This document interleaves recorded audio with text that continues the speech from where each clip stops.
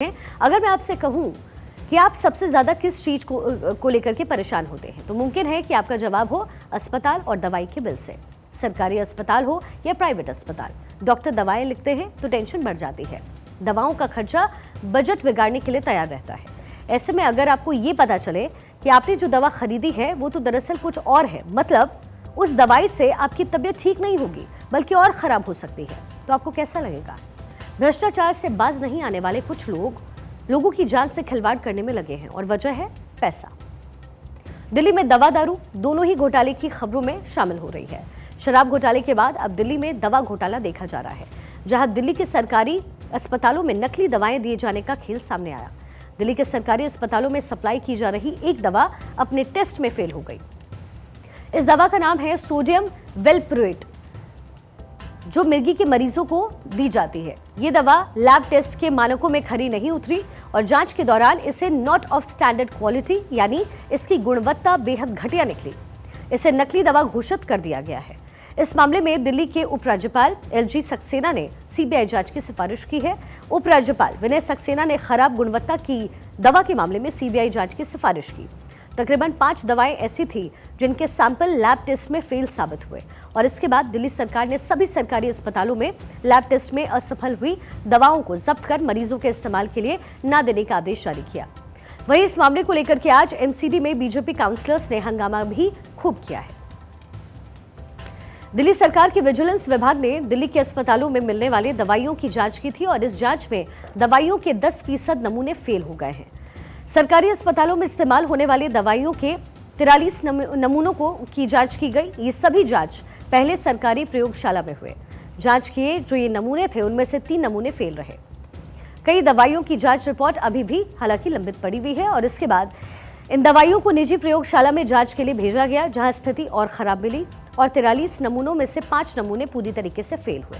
अब चूंकि ये मामला बेहद गंभीर है, ये सिर्फ भ्रष्टाचार या घोटाले से जुड़ा मामला नहीं है बल्कि लोगों के स्वास्थ्य के साथ भी सबसे बड़ा खिलवाड़ है। ऐसे में आप उन दवाइयों के नाम भी जान लीजिए जो लैब टेस्ट में फेल हो गई हैं। सबसे पहला नाम है अमोलोडिपाइन। ये ब्लड प्रेशर को सामान्य करने के लिए दी जाती है। इसके बाद है लेविटीरा सीटम यानी मिर्गी के इलाज में इस्तेमाल होने वाली दवाई। पेंटोप्रेजोल एसिडिटी और गैस की स्थिति को ठीक करने के लिए इसे दी जाती है।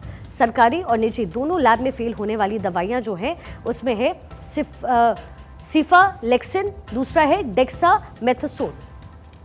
विजिलेंस विभाग ने सिफारिश की है कि चूंकि 10% से ज्यादा सैंपल फेल हो गए इसलिए और ज्यादा सैंपल की जांच होनी चाहिए। विजिलेंस विभाग की रिपोर्ट के बाद बीजेपी ने अरविंद केजरीवाल सरकार पर हमले किए।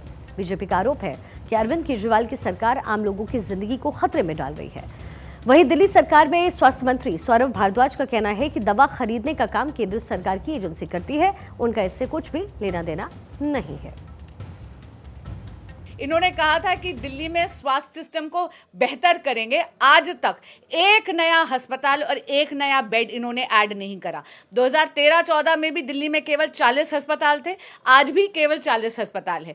जिन मोहल्ला क्लिनिक की ये बात करते हैं, जिन दिल्ली के सरकारी अस्पतालों की ये बात करते हैं, वहां तो ये फर्जी, नकली या फिर सब स्टैंडर्ड दवाइयां वितरित कर रहे हैं। तो मार्च में ही मैंने सभी अधिकारियों की मीटिंग ली यहीं पे इसी कमरे में। स्वास्थ्य सचिव, डीजीएचएस और सभी अधिकारी थे और मैंने कहा कि ये जो दवाइयां हैं इनकी ऑडिट होनी चाहिए। दवाइयां, कंज्यूमेबल्स, इक्विपमेंट्स, इसकी ऑडिट करो। ऑडिट नहीं हुई। मैंने 3 अप्रैल को दोबारा से चिट्ठी भेजी कि भाई ये ऑडिट नहीं हुई, फिर नहीं हुई। जुलाई में मैंने फिर से लिखा कि इस आदेश के अंदर जो है एक्शन टेकन रिपोर्ट दो।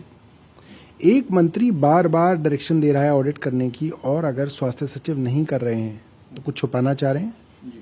और अगर उसी चीज के अंदर, उसी सब्जेक्ट के अंदर कुछ गड़बड़ी निकल रही है और इतनी बड़ी गड़बड़ी है कि कहा जा रहा है कि सीबीआई को इसकी जांच दे दी गई है, तो स्वास्थ्य सचिव को क्यों रखा हुआ है? स्वास्थ्य सचिव को हटाना चाहिए।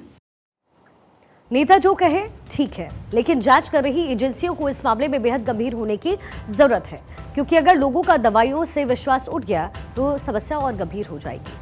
जब कोई बीमार होता है तो उसका सबसे बड़ा भरोसा उसकी दवाई होती है और अगर दवाई ही सवालों के घेरे में आ जाए तो मुश्किल हो सकती है।